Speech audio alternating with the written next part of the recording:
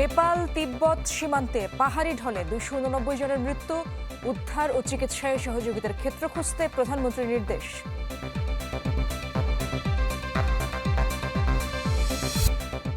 মক্কা জোটকে ইতিবাচকভাবে দেখছে বাংলাদেশ, সংসদে পররাষ্ট্রমন্ত্রী। তৃতীয় অধিবেশন শুরু, উঠবে গুম প্রতিরোধ সহ 6 বিল। রংপুরে 4 খুনের ঘটনায় এবার ভিন্ন তথ্য দিল পুলিশ। আসামিদের সাথে জমি নিয়ে বিরোধের দাবি।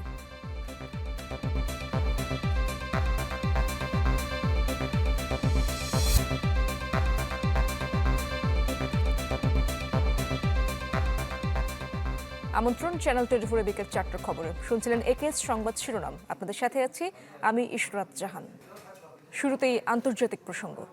নেপাল তিব্বত সীমান্তে ভয়াবহ পাহাড়ি ঢলে এখন পর্যন্ত 165 জনের মরদেহ উদ্ধার করা হয়েছে, নিখোঁজ 1500, যার মধ্যে 800 জনই বিদেশি। তাদের খোঁজে জোর উদ্ধার অভিযান চলছে। অঞ্চলটিতে আবারও দুর্যোগের শঙ্কার কথা জানিয়েছে কাঠমান্ডু।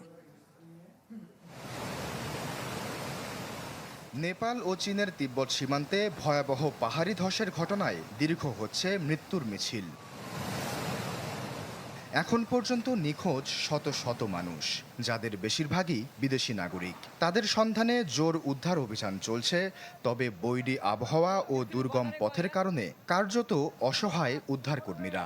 নিখোঁজদের তালিকায় যুক্তরাষ্ট্র, অস্ট্রেলিয়া, ব্রিটেন, ইউক্রেন, দক্ষিণ কোরিয়া, মালয়েশিয়া, রাশিয়া ও কানাডার নাগরিক রয়েছেন। নেপালের সেনা প্রশিক্ষণ কেন্দ্রে স্বজনদের খোঁজে ভিড় করছেন মানুষ। বিদ্যুৎ না থাকায় মোবাইল ফোনের আলো জ্বেলে নিখোঁজদের তালিকা তৈরি করছে পুলিশ। দুর্গতদের উদ্ধারে সারাদিনই আকাশে চক্কর দিচ্ছে উদ্ধারকারী হেলিকপ্টার। তবে নদীগুলোর পানি বিপদসীমার উপর দিয়ে প্রবাহিত হওয়ায় অনেক এলাকায় এখনও পৌঁছানোই সম্ভব হয়নি। বাঁচার আকুতি আর স্বজন হারানোর কান্নায় ভারী হয়ে উঠেছে এলাকার পরিবেশ।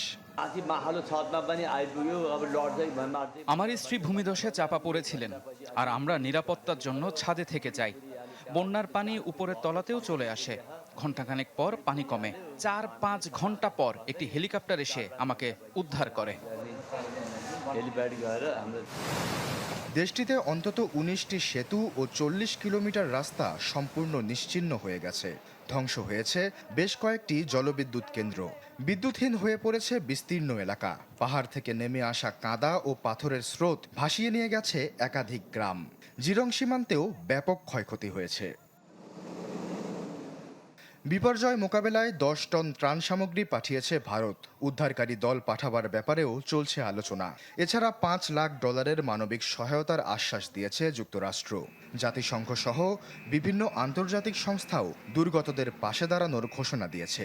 শোক জানিয়ে পাশে থাকার আশ্বাস বাংলাদেশেরও।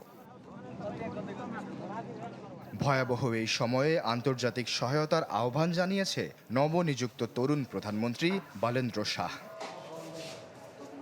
আশ্বাস চৌধুরী, চ্যানেল 24। এদিকে পররাষ্ট্রমন্ত্রী খলিলুর রহমান জানিয়েছেন, নেপালকে সর্বাত্মক সহযোগিতা করতে প্রস্তুত আছে বাংলাদেশ। পররাষ্ট্র মন্ত্রণালয়ে এক ব্রিফিংয়ে একথা জানান তিনি। বলেন, নেপালে এখন পর্যন্ত কোনো বাংলাদেশি নিখোঁজের খবর পাওয়া যায়নি। নেপালে যে ভয়াবহ প্রাকৃতিক দুর্যোগ ঘটেছে সে বিষয়ে আমাদের সহমর্মিতা, আমাদের শোক জ্ঞাপন করেছি। আমরা তাদেরকে সর্বাত্মক সহযোগিতা অফার করেছি। আমরা তো এখনও পর্যন্ত জানতে পারিনি যে কোনো বাংলাদেশি এতে অ্যাফেক্টেড হয়েছেন কি না। যদি হয় তাহলে পরে আমাদেরকে জন্য জানান এবং আমরা তাদের সঙ্গে সম্পূর্ণভাবে সহযোগিতা করব। তাদেরকে ফেরত, যে অবস্থায় তারা আছেন তাদেরকে ফেরত। রাজধানীর আগারগাঁও নির্বাচন ভবনে ব্রিফিং করছেন প্রধান নির্বাচন কমিশনার AMM নাসির উদ্দিন। আমরা সরাসরি যাব তার ব্রিফিংয়ে। কনজিউমার যেটা চায় সেটা দিতে হয়, এটা অর্থনীতির ফ্রেজ। এটা কনজিউমার সোভারেনিটি। আমি এখানে ভোটার সোভারেনিটি এস্টাবলিশ করতে চাই। সাফ সাফ কথা, আমি এখানে ভোটার সোভারেনিটি চাই।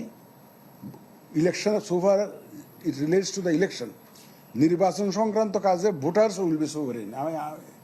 এইটা আমি প্রতিষ্ঠিত করতে চাই এই দেশে। আমার যত এ পর্যন্ত পেরেছি ইনশাল্লাহ, এবং আমাদের কমিটমেন্ট ইজ টোটাল। আমাদের কমিটমেন্টে কোনো ঘাটতি নেই, এবং পারিপার্শ্বিক অবস্থা যেটুকু আছে এগুলো আপনাদের সহযোগিতা নিয়ে আমরা উত্তরে দিতে পারবো ইনশাল্লাহ। আপনারাও তো চান, তাই না? নিউট্রাল আপনারাও তো চান, সবাই তো চায়। সবাই তো চায়, কিন্তু সবাই যখন চায় আমাদের তো সুবিধা আছে, এবং আমাদের কমিটমেন্ট এটাই।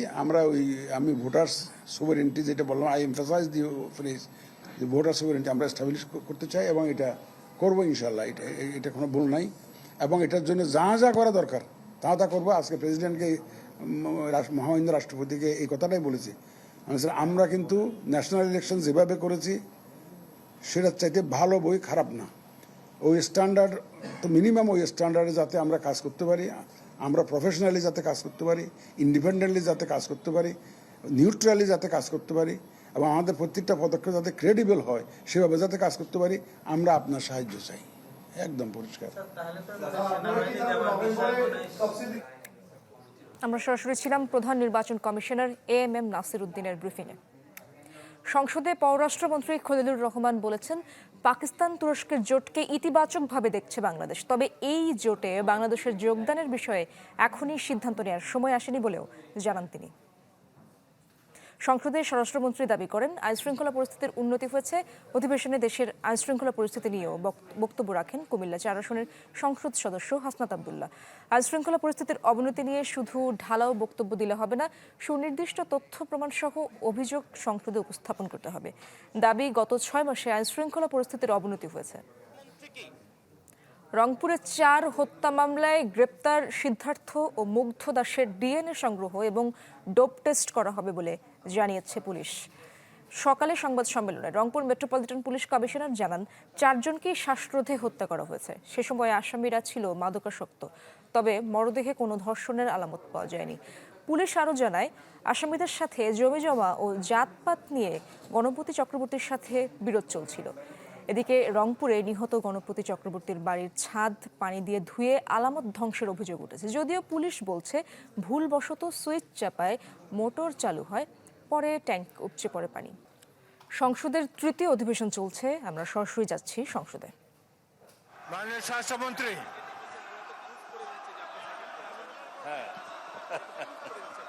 মাননীয় স্বরাষ্ট্রমন্ত্রী, আপনি প্রশ্নের উত্তর দেন, আর তাদের দিকে তাকায় বক্তব্য দেবেন। আপনি আমাকে কথা না বলতে দেন, তাহলে কিসের বাক স্বাধীনতা? আপনি আমাকে অ্যাড্রেস করেন, বলেন। না, আমি আপনার দিকেই তাকিয়ে কথা বলছি। বলেন, সংক্ষেপে বলেন। স্পিকার, আমাদের এখানে প্রশ্ন যেমন স্পেসিফিক করতে হয়, এই সংসদে সম্পূরক প্রশ্নও একই রকম করতে হবে। আমি যদি কথা নাই বলতে পারলাম, এটাই যদি ডেমোক্রেসি আপনি হয়, উত্তর দেন মাননীয় আমি সদস্য, কি উত্তর শুনতাম? কেউ তো শুনছেন। আপনি উত্তর দেন, প্রশ্ন যে করেছে তার তুমি উত্তর দেন। প্রথমে বলেছেন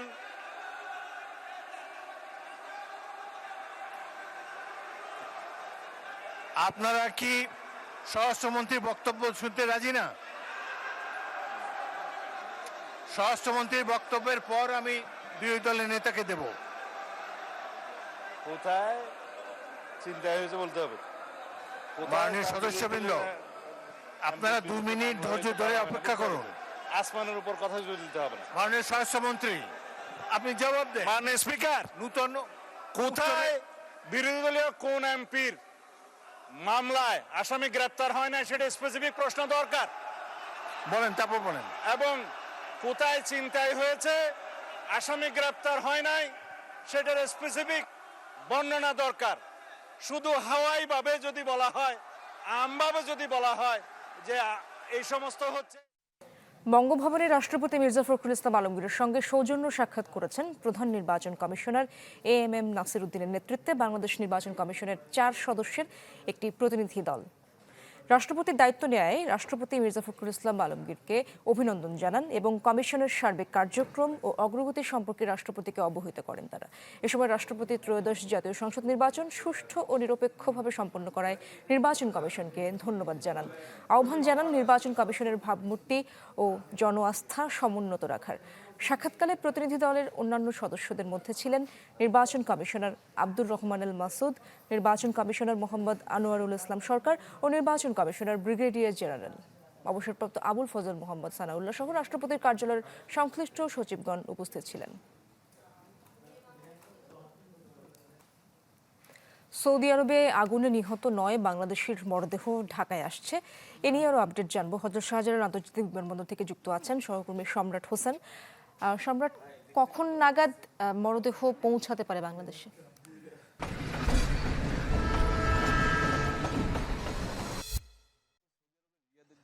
কারখানায় যে অগ্নিকাণ্ডের ঘটনায় মৃত বাংলাদেশিদের মরদেহ সেটি কিন্তু বাংলাদেশ বিমানের একটি ফ্লাইটে BG304 সেই ফ্লাইটে এরই মধ্যে ঢাকার হযরত শাহজালাল আন্তর্জাতিক বিমানবন্দরে অবতরণ করেছে, অর্থাৎ ঠিক এই সময়ই অবতরণ করেছে। প্রবাসী কল্যাণ মন্ত্রণালয় থেকেও কিন্তু এই মরদেহ বহনকারী ফ্লাইটটির যে যাত্রীরা যারা মারা গেছে তাদের বহনকারী যে ফ্লাইট সেই ফ্লাইটে করে কিন্তু তাদের এই মরদেহ পৌঁছানোর পরপরই কিন্তু তাদের যে পরিবার রয়েছে সেই পরিবারের সদস্যদের কাছে হস্তান্তর করার কথা রয়েছে। আমরা যদি একটু দেখাই যে এখানে কিন্তু যে এই অগ্নিকাণ্ডের ঘটনায় যেই 16 বাংলাদেশির মৃত্যু হয়েছে তাদের মধ্যে থেকে কিন্তু 9 জনের মরদেহ আজকে ঢাকায় পৌঁছানোর কথা রয়েছে, অর্থাৎ রিয়াদের যে বাংলাদেশ দূতাবাস রয়েছে সেই দূতাবাস থেকেও কিন্তু বলা হয়েছে যে এ পর্যন্ত 16 যেই বাংলাদেশি মারা গিয়েছে অগ্নিকাণ্ডের ঘটনায় তাদের মধ্যে থেকে এই 9 জনকে শনাক্ত করা হয়েছে। তাদের এই 9 জনের মধ্যে থেকে কিন্তু 7 জনের বাড়ি হচ্ছে নওগাঁর আত্রাই যে উপজেলা সেই উপজেলায় কিন্তু তাদের বাড়ি। তারা সেখানে দীর্ঘদিন ধরেই কিন্তু সেই সোফা কারখানায় তারা কাজ করছিলেন। আরেকটি বিষয় যদি আপনাকে জানিয়ে রাখি যে এই সোফা কারখানাটির কিন্তু মালিকও ছিলেন এই বাংলাদেশিরা। তো সব মিলিয়ে বলা চলে যে এই বাংলাদেশিদের মৃত্যুর পরপরই কিন্তু পরিবারের পক্ষ থেকে কিন্তু নানান ধরনের প্রতিক্রিয়া দেখানো হয়েছে। বিশেষ করে কেউ কেউ মারা গিয়েছেন যাদের পরিবারে অবশিষ্ট আর কেউই নেই, সেই ক্ষেত্রে সরকার বলছে যে এই প্রবাসীদের পাশে থাকবে তারা, পাশাপাশি যেই আর্থিক সহায়তা যেটি নিয়মতান্ত্রিকভাবে দেওয়া হয় সেই আর্থিক সহায়তাও কিন্তু তাদেরকে দেওয়া হবে। তো এই ছিল শাহজালাল বিমানবন্দর থেকে সবশেষ। ধন্যবাদ আপনাকে সম্রাট। সহকর্মী সম্রাট হোসেন যুক্ত ছিলেন শাহজালাল আন্তর্জাতিক বিমানবন্দর থেকে।